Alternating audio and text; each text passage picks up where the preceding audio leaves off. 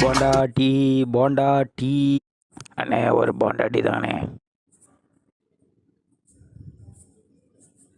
தப்பா தம்பி tea tea சாப்பிடு.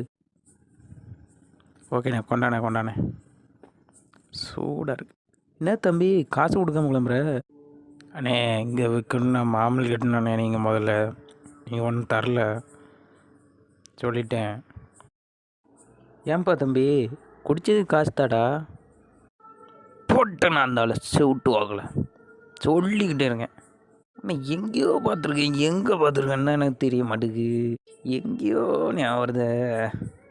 இடுபாயிட்டு தெரியல.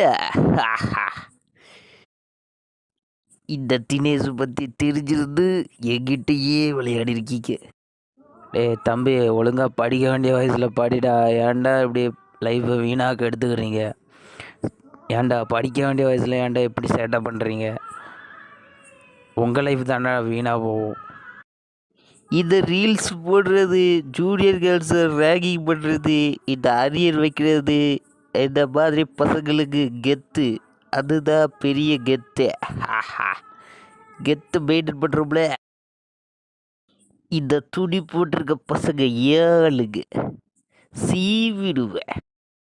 ஏதாச்சும் ஆக்ஷன் எடுத்தீங்க சைக் பண்ணிடுவோம்.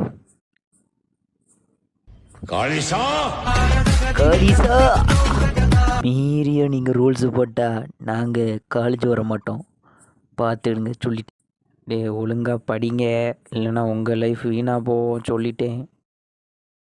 தினேஷண்ணா நீங்களாண்ணா? நீங்கள் தானே எங்களோட ரோல் மாடலு. நீங்கள் தானே.